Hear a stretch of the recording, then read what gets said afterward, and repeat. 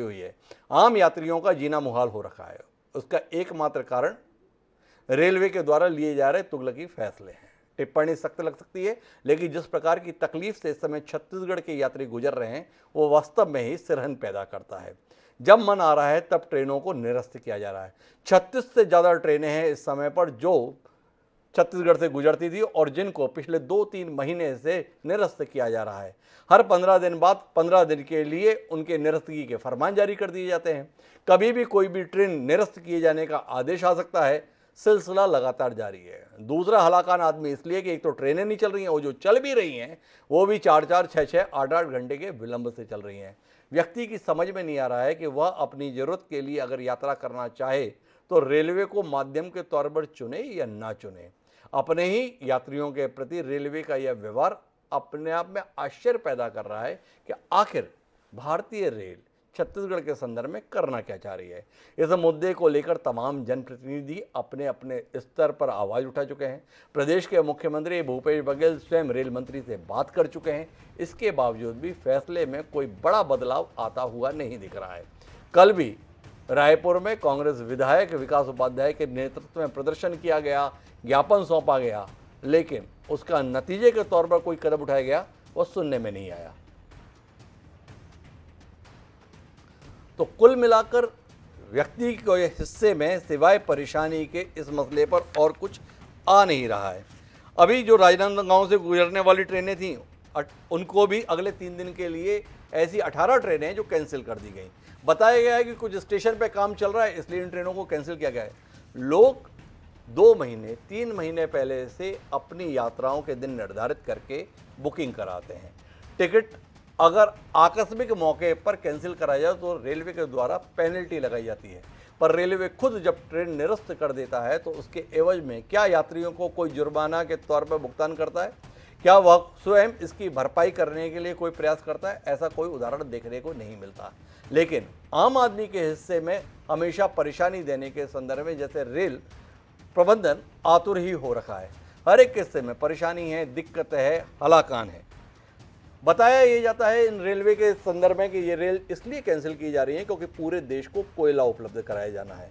कोयला तो इस देश के पावर प्लांट को इस साल से पहले भी उपलब्ध कराया जाता था, लगातार उपलब्ध कराया जाता था।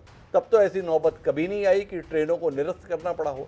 इस बार ही ऐसी क्या कहानी हो गई जिसके चलते कोयले की उपलब्धता कराने की आड़ में लगातार इन ट्रेनों को निरस्त किया जा रहा है।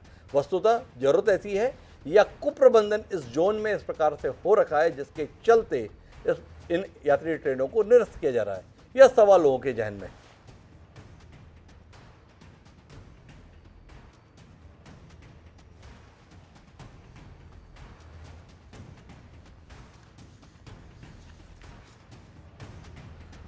ढाई साल से रेलवे की व्यवस्थाएं प्रभावित हैं। कोरोना काल जब से शुरू हुआ तब से ही रेलवे के तौर तरीकों को लेकर सवाल उठ रहे हैं। जब जरूरत रही है तब रेलवे के द्वारा हाथ खड़े कर दिए गए, जबकि इस देश में रेलवे का इतिहास यह रहा है कि जब जरूरत होती है उस समय पर रेलवे ही सबसे ज़्यादा काम आता है। लेकिन इस समय हालात बदले हुए हैं।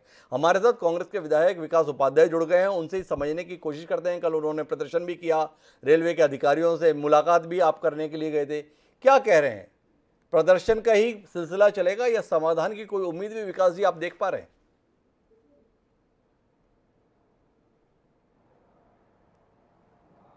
जी विकास जी।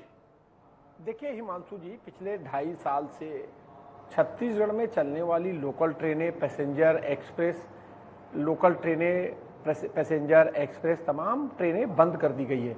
और इसको लेकर कहीं ना कहीं आम जनता के को समय की भी दिक्कत, उसके समय पर भी प्रॉब्लम हो रहा है, साथ ही साथ में उसको आर्थिक दिक्कतें भी हो रही है। छत्तीसगढ़ में एक जिले से दूसरे जिले को जोड़ने के लिए सबसे सस्ता आवागमन का साधन ट्रेन है। रायपुर राजधानी, आर्थिक राजधानी है। स्वास्थ्य के हिसाब से एम्स अस्पताल यहाँ पर है।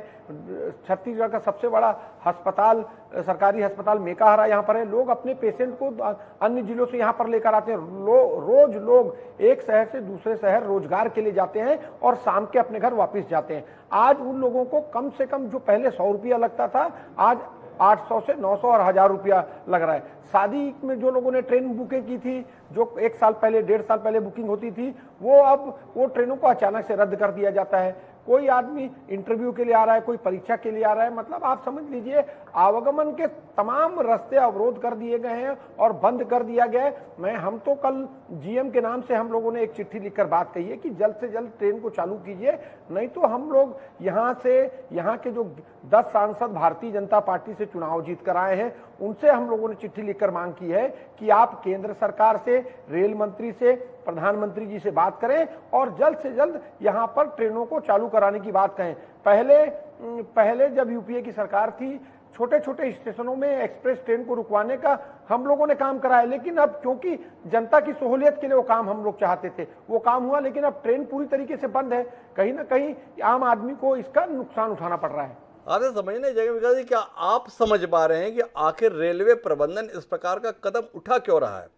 आम व्यक्ति की सुविधा के लिए चलाई जाने वाली भारतीय रेल अचानक छत्तीसगढ़ में यात्रियों की असुविधा का कारण हो गई है। कौन इसके लिए जिम्मेदार है? क्या सोच इसके लिए जिम्मेदार है? आप समझ पा रहे हैं?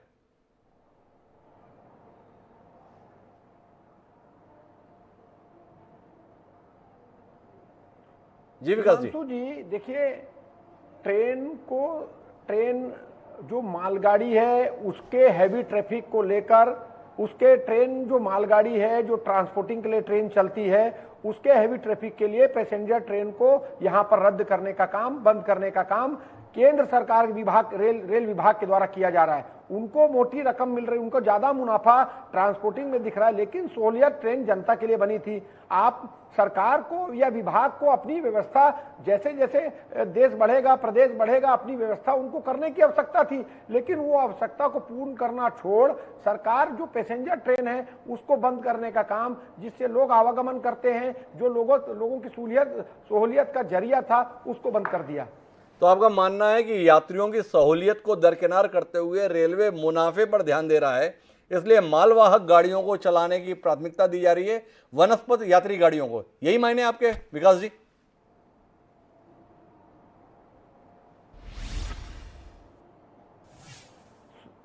हिमांशु जी, 100% जिस प्रकार से एयरलाइंस को प्राइवेटाइजेशन किया जा रहा है, उसी प्रकार से रेल विभाग को भी प्राइवेटाइजेशन किया जाने की स्थिति में चल रही है। इसीलिए आम जनता को परेशानी पहुंचाने का काम, आम जनता परेशान है। अभी रेलवे स्टेशन सवेरे जाइए आप, लोकल पैसेंजर खड़ा है इंतजार करते हुए कि ट्रेन आएगी और हम जाएंगे। जो ट्रेन चल रही है उसमें बेचारे भर ठूस के, मतलब जगह नहीं है, फिर भी खड़े होकर जा रहे हैं। तो आप देखिए, जरूरत की चीज है, सरकार को समझना चाहिए, विभाग को समझना चाहिए, लेकिन विभाग, सरकार, जनप्रतिनिधि जो भारतीय जनता पार्टी के जो चुनाव जीत कर गए हैं, जिन पर छत्तीसगढ़ की जनता ने विश्वास किया, 10 सांसद यहां से हैं, 9 लोकसभा में जीते हुए लोग हैं, राज्यसभा से हमारे भारतीय जनता पार्टी की एक सांसद है, केंद्र के मंत्री यहां से हैं, उसके बावजूद इस बात को समझ नहीं रहे हैं और जनता की इस पीड़ा पर ना आवाज उठा रहे हैं, ना अपने केंद्रीय नेतृत्व से बात कर रहे हैं। एक आखिरी सवाल आपसे जानना चाहूंगा विकास जी, कल आपके द्वारा प्रदर्शन किया गया, शैलेश पांडे जी के द्वारा बिलासपुर में पिछले दिनों प्रदर्शन किया गया, क्या कांग्रेस पार्टी या राज्य सरकार इस विषय को सामूहिक रूप से केंद्र के सम्मुख उठाने का इरादा कर रही है?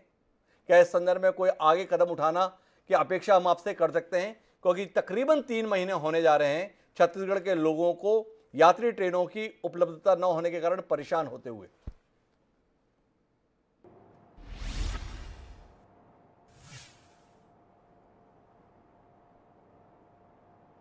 हिमांशु जी, मैं अखिल भारतीय कांग्रेस कमेटी का सचिव हूँ, विधायक हूँ, संसदीय सचिव हूँ सरकार में। हमने आंदोलन किया, शैलेश पांडे जी ने आंदोलन किया, वो विधायक है कांग्रेस के। कांग्रेस पार्टी के लोग जनता की पीड़ा को समझ रहे हैं और कांग्रेस का आंदोलन है ये, और कांग्रेस पूरा स्टैंड लेकर, अगर मैं अपने साथियों के साथ पदयात्रा करूंगा बिलासपुर तक, जीएम ऑफिस में जाऊंगा, हमारी बात नहीं बनी तो हम दिल्ली तक जाएंगे, हमारे केंद्रीय नेतृत्व से, हमारे प्रदेश के नेतृत्व से बात करके ये लड़ाई ऊपर तक जाएगी और ट्रेन को चालू कराने की हमारी हर पुरजोर कोशिश रहेगी। तो बहुत बड़ा ऐलान इस कार्यक्रम में विकास उपाध्याय ने किया है कि अगर जल्द यात्री ट्रेनों को बहाल नहीं किया गया तो विकास उपाध्याय रायपुर से बिलासपुर तक की पदयात्रा करके रेलवे कार्यालय पर प्रदर्शन करेंगे और आवश्यकता पड़ने पर दिल्ली में भी आवाज उठाएंगे। आपका बहुत बहुत धन्यवाद विकास उपाध्याय हमारे साथ जुड़ने के लिए। देखते हैं कि जनप्रतिनिधियों की ये कोशिश क्या छत्तीसगढ़ के लोगों के लिए सहूलियत का रास्ता खोल सकेगी। लोग बहुत परेशान हैं क्योंकि उन्हें यातायात के लिए रेलवे जैसी सुविधा मुहैया नहीं हो रही है। देखें रेलवे प्रशासन इस तकलीफ को कब महसूस करेगा और कब मालगाड़ियों के मुकाबले में यात्री गाड़ियों को प्राथमिकता देना शुरू करेगा। बहरहाल आज की 3 खबर सबकी नज़र में इतना ही। कल